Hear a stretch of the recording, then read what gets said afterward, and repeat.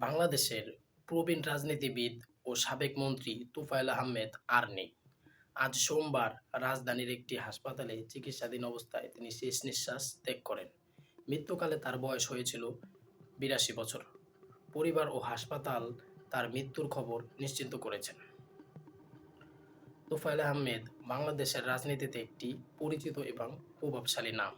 তিনি ১৯৬৯ সালের গণ-অভ্যুত্থানের অন্যতম ছাত্রনেতা ছিলেন এবং ঢাকা বিশ্ববিদ্যালয়ের কেন্দ্রীয় ছাত্র সংসদ বা ডাকসুর ভিপি হিসেবেও দীর্ঘদিন দায়িত্ব পালন করেছিলেন।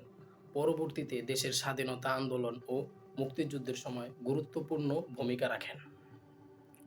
১৯৪৩ সালের ২২ অক্টোবর ভোলা জেলায় কোরালিয়া গ্রামে জন্মগ্রহণ করেন তোফায়েল আহমেদ।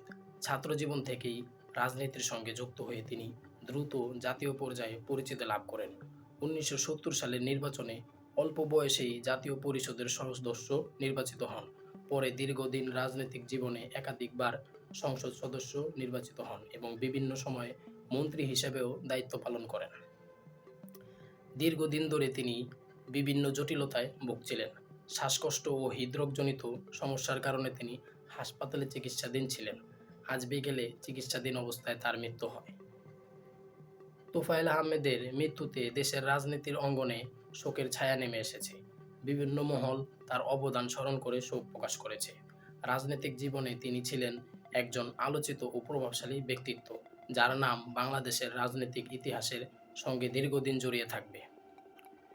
তোফায়েল আহমেদের রাজনৈতিক জীবন ও অবদান সম্পর্কে আপনার মূল্যায়ন কি? কমেন্টে আপনার মতামত জানাতে পারেন। ভিডিওটি ভালো লাগলে লাইক, শেয়ার এবং সাবস্ক্রাইব করতে ভুলবেন না। ধন্যবাদ সবাইকে। আল্লাহ হাফেজ।